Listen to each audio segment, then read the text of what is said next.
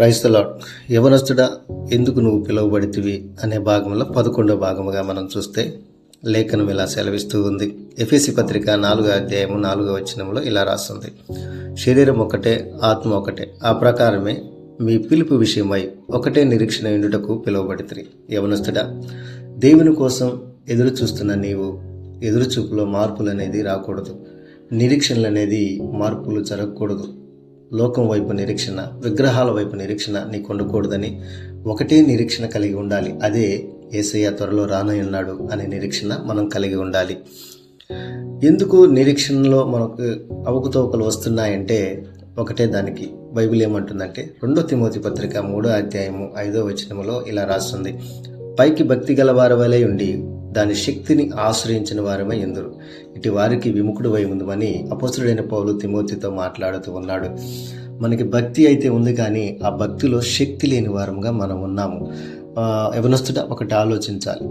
ఈ లోకంలో శక్తివంతమైన ఏదైనా ఉన్నాయంటే అది నీరు, గాలి, అగ్ని.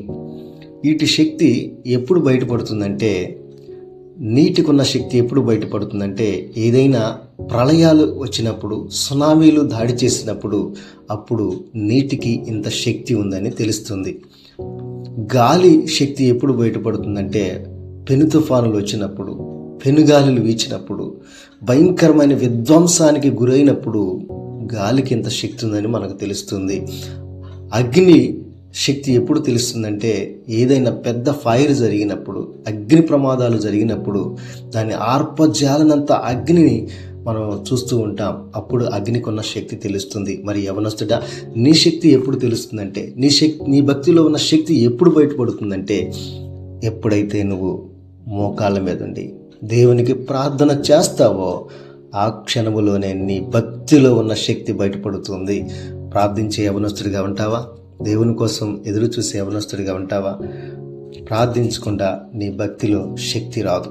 ఎప్పుడైతే నువ్వు దేవుని సన్నిధిలో ఒకటే నిరీక్షణ కలిగి ఒకటే ప్రార్థన చేస్తావో అప్పుడు నీ భక్తిలో శక్తి వస్తుంది. యెహోషువ ప్రార్థించాడు, శక్తివంతమైన కార్యాలు చూశాడు. యేసేపు ప్రార్థించాడు, శక్తిని తెలుసుకున్నాడు.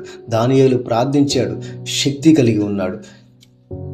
అట్లాగే మీ జీవితాల్లో కూడా మీరు ప్రార్థన చేసి శక్తివంతమైన వారుగా ఉండాలని ఆశిస్తూ సెలవు తీసుకుంటున్నాను. Praise the lord.